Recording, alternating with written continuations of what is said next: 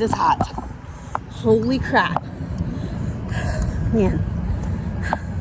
I don't have Brady with me today. Everyone is awake, and I asked Mike if he could watch Bray because it is extremely hot. Extremely hot. It is, I think, 11 a.m. So good morning. I brushed my hair and forgot to put it in a bun because I walked out so quickly and abruptly. But it's so hot and Brady's hair's so long. Mike made his appointment to the groomers. 9 a.m. on Friday, he's going to the groomers. So, oh God, it's so hot. We gotta see Theodora, right? Okay. All right, guys. Whew. Anyway, we're gonna go see Theodora and then I'm gonna go back up to the building where it's sunny because it's so hot. I had to take a break. Can't wait to get back up to the building so I can fix my hair. So I don't let my hair long, like, down because it's so freaking hot. Okay, we're coming up on Theodore. We'll say hey to Theodore first. Then I'll make my way back up to the building and vlog a little. Hello, Theodore. Good morning, Theodore. All the girls said hey, good morning today.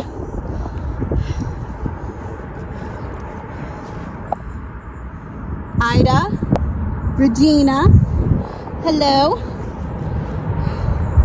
And Celeste, I have to fix your thing. I can never see your name. Celeste, hey, good morning. Good morning, all my friends out there in the cemetery. Good morning to you. Hope everyone has a great day out here. Stay cool, stay cool. Okay, guys, I finally did it. I went to see Theodore and Ida and Regina and Celestia. I got William and Mary and more people out there.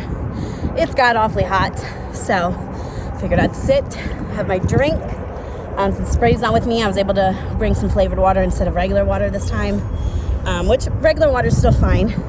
My phone case, and yesterday I got bored and I started getting crafty. I was like, you know what?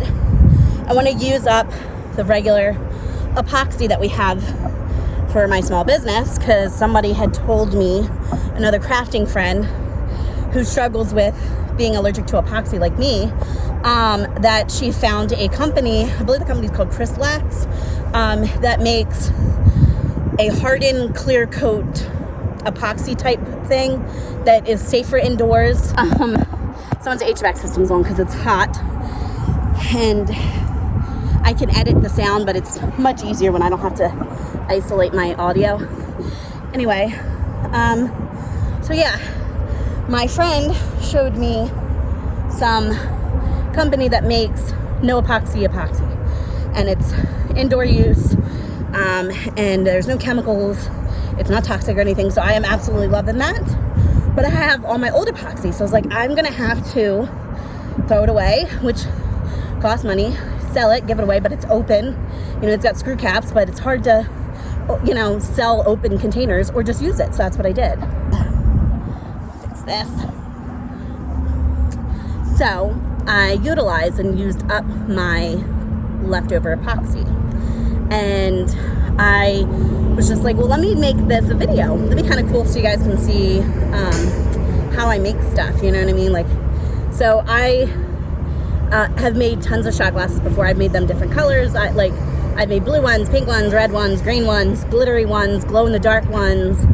And I decided to make a tie-dye rainbowy one. So I call this one, like, it's not the ugly side.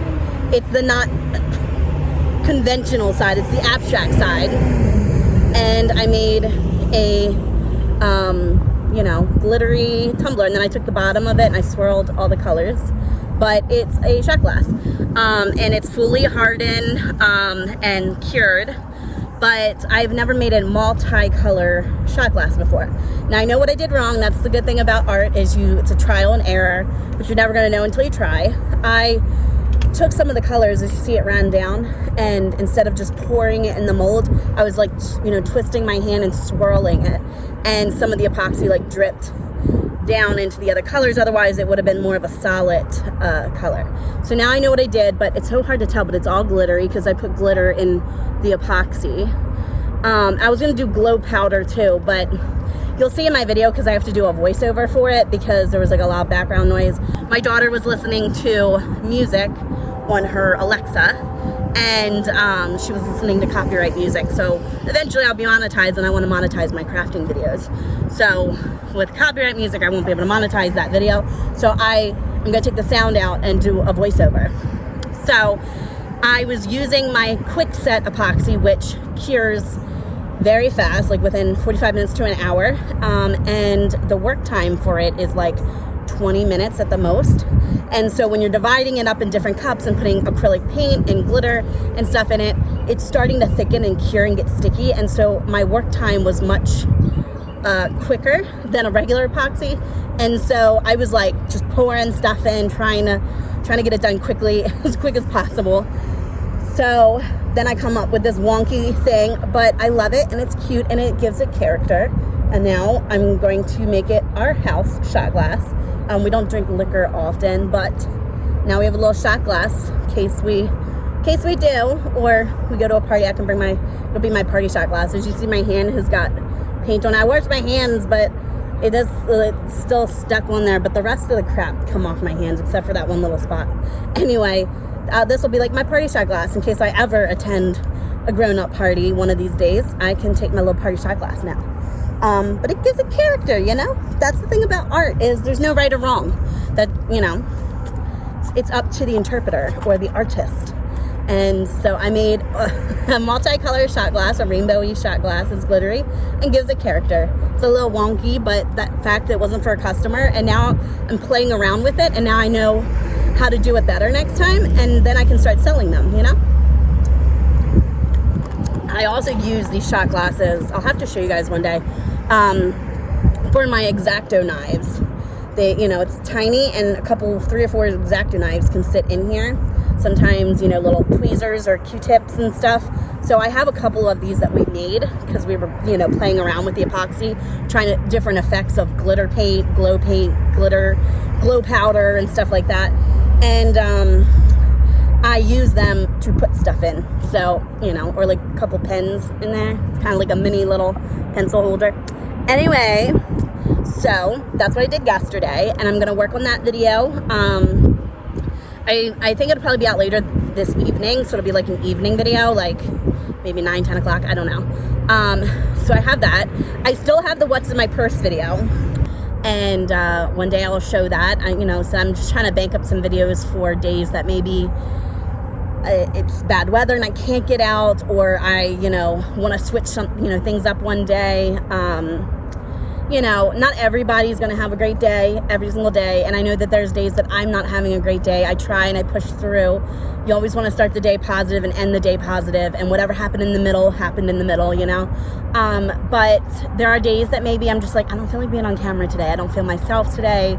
I just want to lay in bed. And, you know, it's okay to have those days. And I try to be honest with people about having those days, because it's not realistic to be happy 24/7, you know what I mean? You're going to have days that you're down. You're going to have days that you're depressed. You're going to have days where you just are in a funk. And I want to document those days because I want to show people that it's real and it's okay to be in a funk or be down or just not want to go to work that day or just not want to, you know, get up that day. It's okay. People have those days. It's normal, you know? So I'm trying to save certain little videos that I filmed for that purpose, because I know one day they're going to come. I know it's going to come one day, and this way I have something for my subscribers to, you know, kind of chew on, to watch, you know? So yes, that's what I did yesterday, just crafting. It was fun. I made a couple keychains too. But again, the epoxy was getting very hard very quickly. For the most part, the keychains surprisingly turned out really well. So you'll see that in the video. They're not perfecto, but they was like, okay, these are doable. I can give them away as gifts, or, you know, some of my kids asked if they could have them. So yeah, that's what I did yesterday. People want, I was a Tina, one of my subscribers, because I had shared a picture of me driving a car, because I said I don't have my driver's license.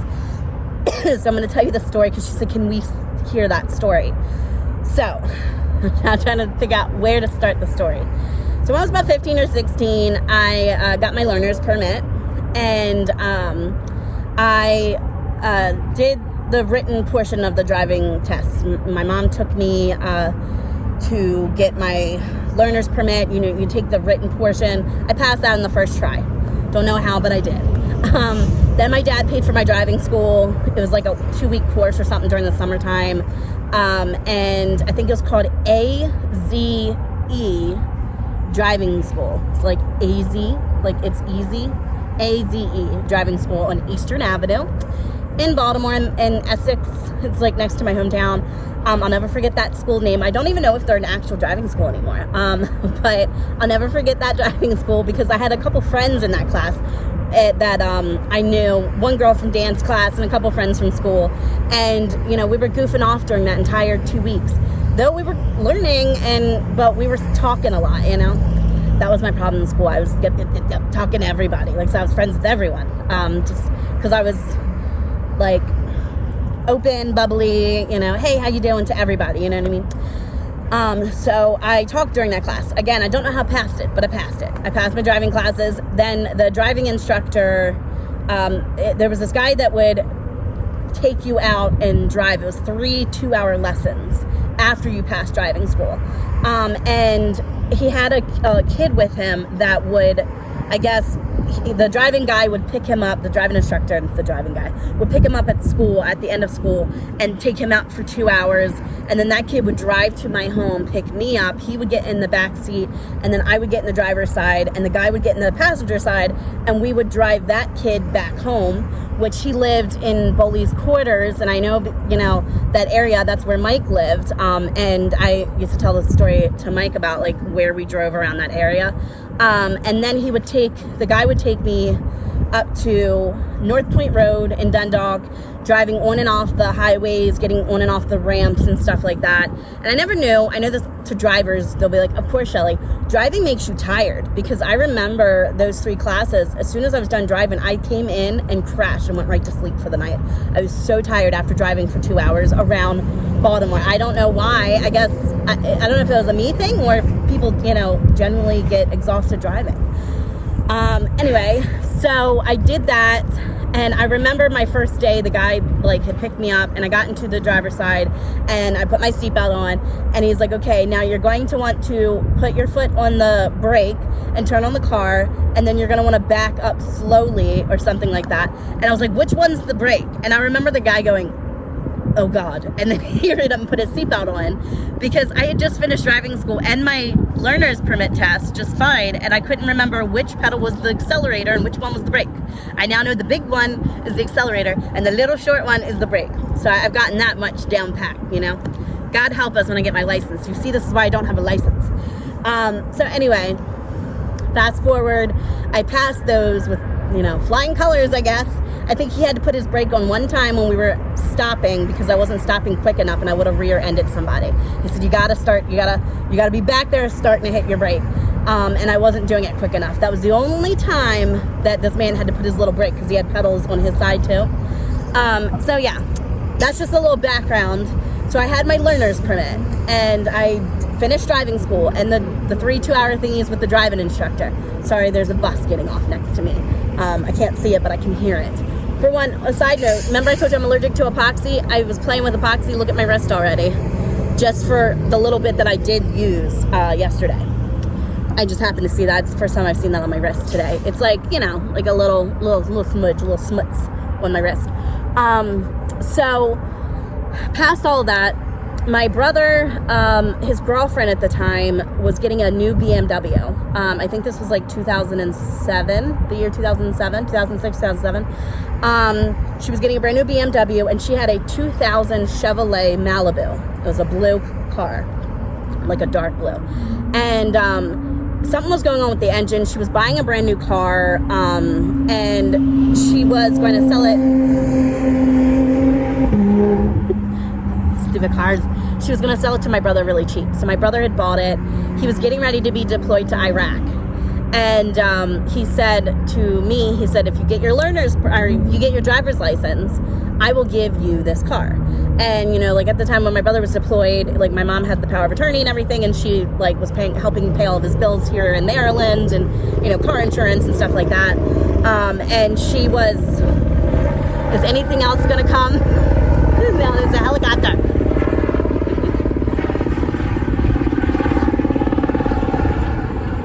She kept track of the car. It was parked in front of our apartment. I grew up in an apartment complex. And so she made sure that nothing happened to the car. And he said, that will be my gift to you when I come back from Iraq, because he was going to get a brand new truck. And he did get a brand new truck. He said, I will give you this car. This is my gift. And for my 16th birthday, that was like my gift from him.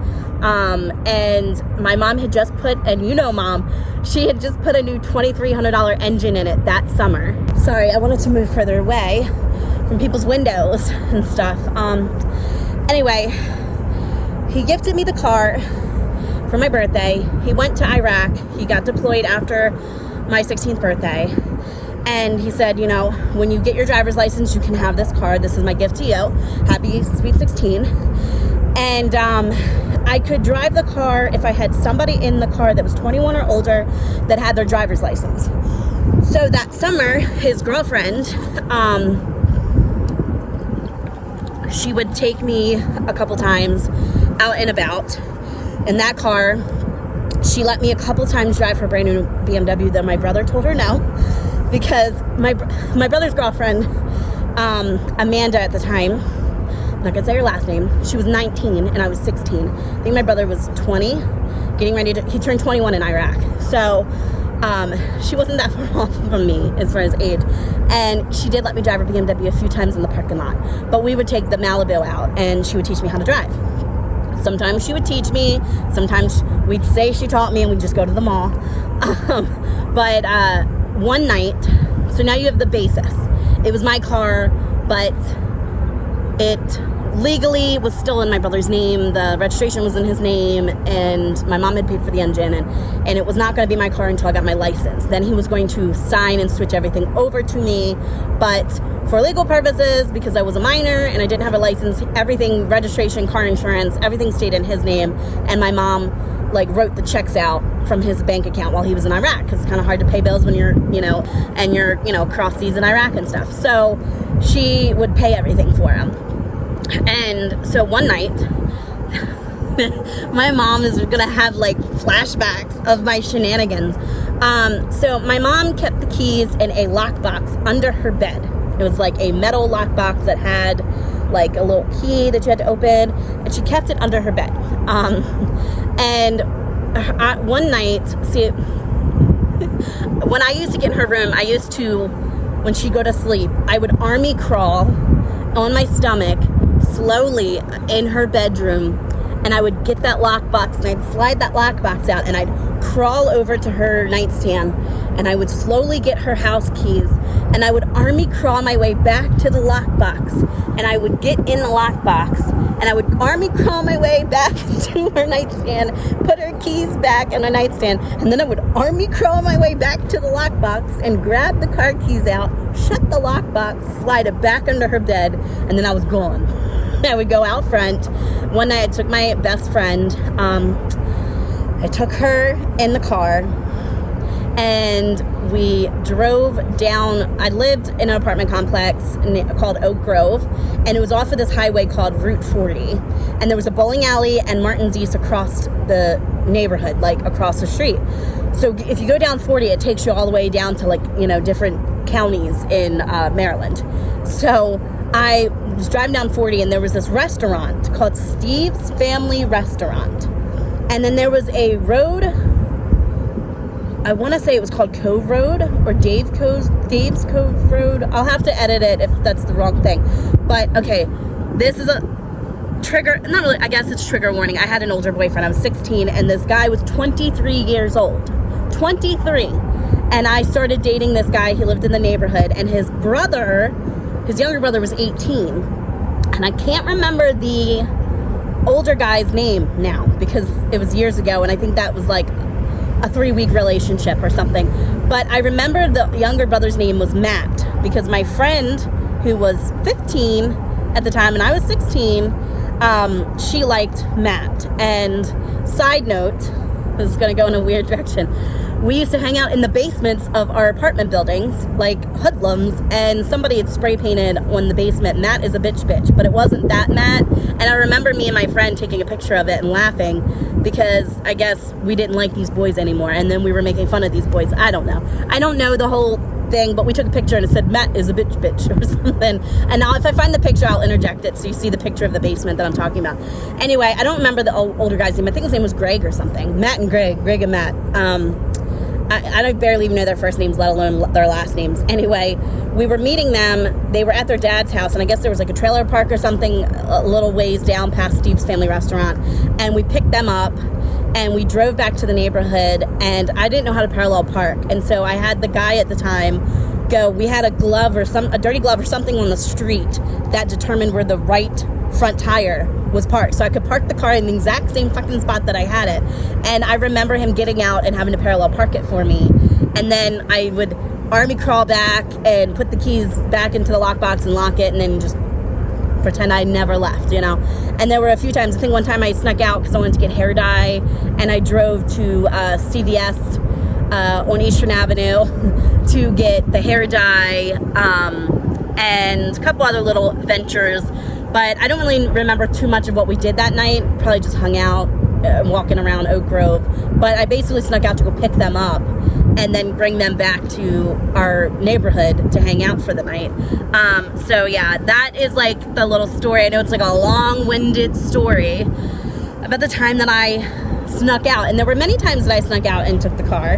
And there was many times that I just jumped out my window and snuck out. And, you know, some stories are funny and comical. Now that I'm an adult, you know, I have apologized to my mother for putting her through hell.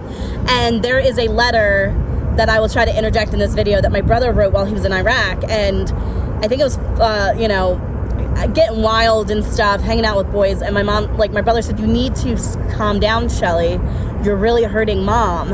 And I remember him saying something like, you know, I was your age once. I'm a boy. I know what boys want. You're going to ruin your reputation very quickly. And I remember him being so worried because my mom was at such a loss because she could not keep me in the house. I kept just jumping out the window. I told you at the time that my brother got so upset that he like nailed skateboards across my window. And eventually they're like, we can't do this, or we can't nail her window. That's a safety hazard. It's a fire hazard. And so they took the skateboards off. But I wasn't doing anything different than any of the other teens in the neighborhood. You know, it's not like it was a me issue. And my brother had, you know, his fair share of shenanigans. But it was just my wild days of being a teenager. And I think that now that I have a daughter myself, you know, some of it's kind of comical because my mom can see the interaction between me and my daughter, and it mimics me and my mother like to a T. And I love that for her. I love that my mom can kind of get a giggle about, you know, our little disputes and fights, and see like, it's like seeing herself, you know, like 15, 20 years ago. And so it's really funny to see the relationship between me and my daughter, that my mom gets to see that now. But because of that, I mean, one day I want to share all my stories. Not everything is funny and giggly and like, oh my God, scandalous. Some things I got myself into some pretty serious situations with, you know, assault and stuff, and being around men who took advantage of that. And you know, I was hanging out with older people sometimes, and, you know, all of that, and groomed. And there's some stories that I don't know if I'm ever going to talk about it. I do want to maybe one day, because I want to spread awareness, and I want people to know if they are a victim of SA and stuff like that, that they're not alone. You know, my mom is aware of some of these incidents, and my daughter, I was going to say, some people may feel that I should not talk about my assault stories with my daughter. And with my sons, I've talked about it with my sons because I want them to grow up treating women with respect. And I want my daughter, you know, I can't shelter her and I can't keep her in a bubble. I know she's going to sneak out of the house. I know she's going to do things when she gets older. It's a part of life. It happens. But I wanted to, I didn't want to scare my daughter. I wanted to educate her on how a guy should treat her. and how to respect herself and her body, because I think my first boyfriend that I had at 14 was a very traumatic situation, and he's in jail now because he's in his 30s. He's in jail now for inappropriately touching a little girl, and I was dating him when we were both teenagers, and that was my first boyfriend that I'd ever had, my first real boyfriend. And I think that relationship kind of what's the word? I can't even think of the word. It just started the path of destruction for every guy I'd had, and the way I treated my body and my life from here on out, because of that very toxic relationship at 14 years old. So, one day I want to divulge in that and everything, but I had to, I wanted to teach my daughter how to respect herself, her body, how guys should treat her, how boys should treat her, like what the signs are, the warning signs, the red flags. I really wanted to educate her on that. They like that show To Catch a Predator. We watched that from the 90s to see that you're not always talking to a 12-year-old or a 10-year-old boy, that there are men and women on the internet pretending to be kids every day, and to be vigilant and not to disclose personal information. And, we instilled that in them. And I watch crime documentaries in front of them where kids get kidnapped, not that I'm trying to scare them. It just, it's the reality. And I don't want them to walk out. I want them to walk out enjoying life, but not with no fear, because as a teen, I had no fucking fear. I had no fear. I just would jump out windows and just fucking meet any guy on the internet. And I am thankful. I am so thankful that I stayed alive, and that nothing worse happened to me than what had happened to me over the years, And so I was determined, if I had kids, I was going to keep an open line of communication with them. And when I say I have an open line of communication with my 4 children, and they can come to me about anything. I even say, like, if you don't think I'm doing something right as a parent, come to me and say, Mom, I don't like this, or Mom, like, I'm sorry, but you're doing this and it's pissing me off. Like, they come to me with that, and that's just, I want them to be able to express their feelings. And if they think I'm being a fucking asshole, I want them to tell me I'm being a fucking asshole, or like they don't like how I'm behaving, So it's just, I wanted to keep that open line of communication with them. And that's why I told my daughter my assault story, and I told my sons, like, you don't treat women like this, and no means no, literally no fucking means no, And so I wanted to teach them these things, because not everything that I did in my life was funny teen angst, Some things I got myself into some serious situations, and I'm thankful that my brother was there to get me out of some situations. And my dad actually got me out of a situation. And then after he died, I was telling my mom about it, and she says, your father never told me. Never told. And I said, please don't tell Mom. And that makes me teary-eyed, because I thought for sure this man was going to go back and tell my mother, and she just wasn't never going to tell me that he said it. And she says, no, he never told me. He picked me up from a guy's house. I was in a situation, and I had no one else to call. I didn't want to call my brother. I didn't want to bother my mom, because I didn't want my mom to know that I had snuck out and I walked like 9 miles in the middle of the night to see some guy and had no way to get home. And I went from Middle River to like Dundalk, and my dad lived in Dundalk, and I was like, hey, can you meet me at the 7-Eleven? And he met me there, and I just told him, what had happened, and I said, please don't tell Mom. And then when my dad passed away, my mom's like, no, he never ever told me that story. And so he kept his promise. And so he got me out of that, and my brother got me out of stuff, and like I just have the most incredible family. So yeah, that's the story of when I stole my brother's car, and I stole it because it wasn't mine yet. But yeah, it was a crazy teenage life. Some happy, some sad memories, some traumatic memories, but it was life. And I just, do my best to teach my kids and learn from my mistakes of things. You can't always trust everybody, So yeah, I don't know what else to say. That was my little story. I know that Tina wanted to know the story. I mean, for the most part, it was funny. I didn't do anything bad. There was nothing traumatic that night. It was just picking up 2 guys that I had no business hanging out with, and with my friend, and picked them up, and then we probably walked around the neighborhood and probably hung out at his house. I think they lived with their grandmother on the other street in the neighborhood. I think it was like the end of the neighborhood by the little liquor store that we had in our neighborhood. We had like a neighborhood liquor store, and I think they lived across the street from that liquor store, and I think we just hung out, watched movies, and stuff in the bedroom. So that was that evening. So yeah, I hope everyone's having a great day. It's kind of hot. It's a little stuffy. I think in the sun it's really bad, but the humidity is up. So yeah, I'm trying to think what else to talk about. I'm gonna go in soon. I lived a crazy life, and I have, like, I love my family, but like my family is full of crazy sometimes. We've been through some stuff, you know, and one day I want to divulge in that, because this is like my personal walk and talk diary. It's a personal, like, vlog and history of my family and why we're kooky. You know, I had great parents. My parents split up when I was about 5, so I've had great parents. They did better separately.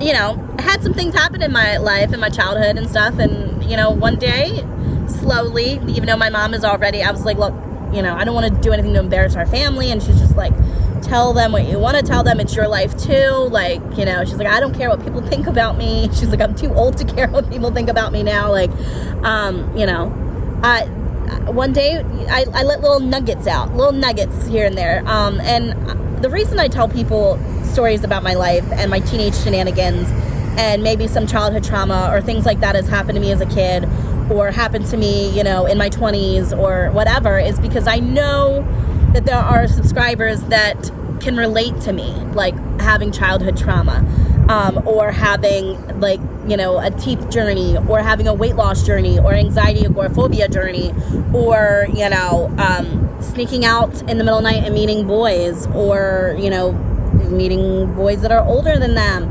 and the day of grooming and things like that, and, you know, SA story. And the reason why I tell people like, you probably shouldn't tell your business. The reason I tell my business is because I get emails from people that say, like, I, you know, can relate to your story, or, you know, your dad passing away and the estate stuff. I had 2 emails a couple weeks ago after I released the story about my dad's estate, telling me that they have had problems with their relatives with the estate problem, you know, estate issues and money and stuff. And so I tell my story because I know that if I can help at least one person, then it's worth exposing my dirty secrets and my business to the world.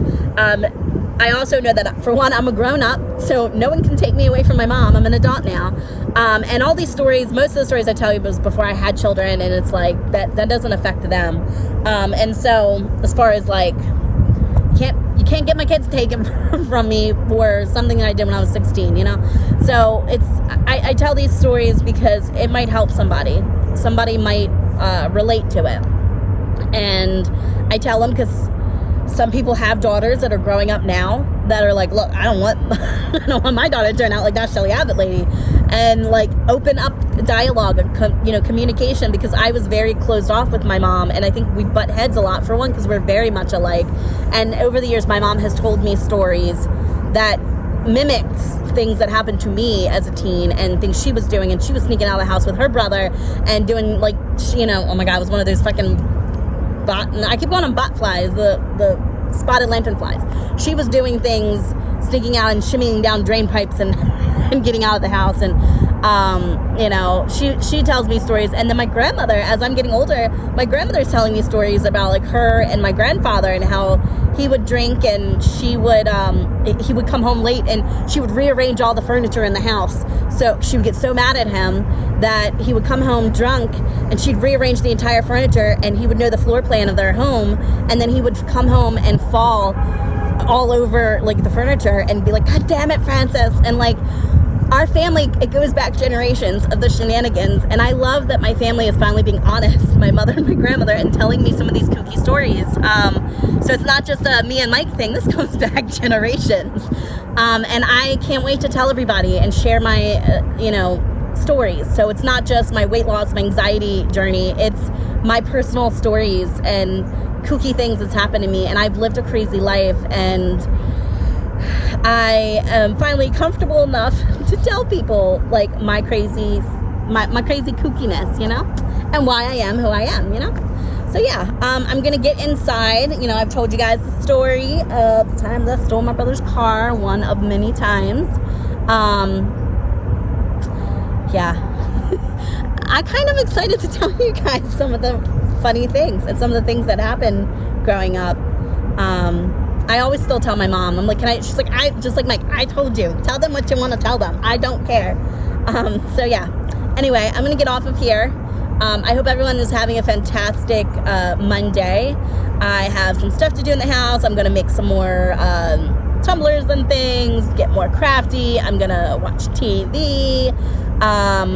The kids have a dentist appointment this week. Brady's going to PetSmart to get his hair cut on Friday morning. So you'll see him in his like cutesy new little hairdo. He's going to look very skinny, like a little rat, because I just had to shave it, just get it all off because it grows so quickly. So yeah, hope everyone has a great day, and I will see you guys in my next video. Bye.